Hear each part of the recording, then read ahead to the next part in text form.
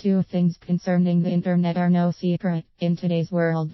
That the use of internet has been increasing since its introduction to the public in the early 90s, and that it has become the standard for business and personal use in recent years.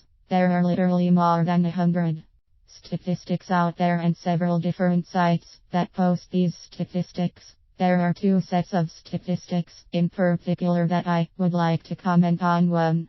One in Africa, 4.5 million people accessed the internet in 2000, but that number jumped significantly to over 300 million in 2014, which is almost a 7,000% increase. The Middle East also saw a significant increase from 3 million in 2000 to 113 million in 2014. This is over a 1,000% increase in a 14-year span. North America has almost 90% of their population accessing the internet, while Europe has more than half of their population using the internet. Africa and the Middle East are considered more traditional areas that do not necessarily have the advances in technology that North America and Europe do, given the small number of internet users upon in those areas in 2000.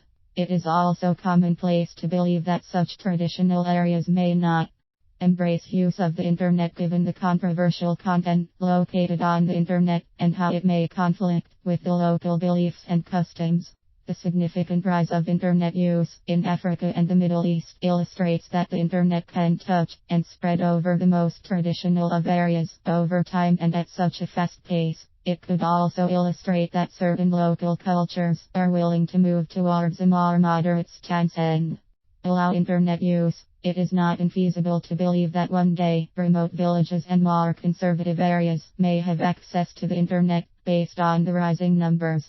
When the internet was made available to the public in North America in the mid-1990s, it was considered a premium service that a lot of people did not have. Very few people used their email address as contact information, and brick-and-mortar stores were still the primary means to purchase items.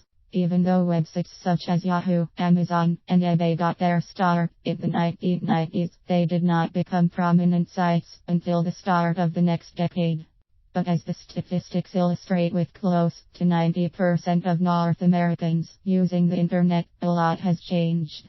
Nearly every household has access to the internet. The email address has become the standard method of communication between parties, and e-commerce websites have accounted for a significant percentage of purchases as opposed to merchant stores. I do a lot of my shopping on Amazon, where I can find many items I could not find in local stores.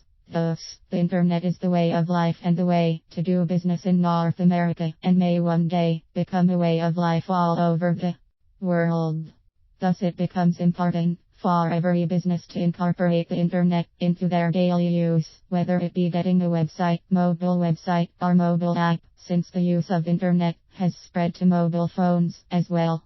1. Internet use statistics. http://www.internetworldstats.com/stats.htm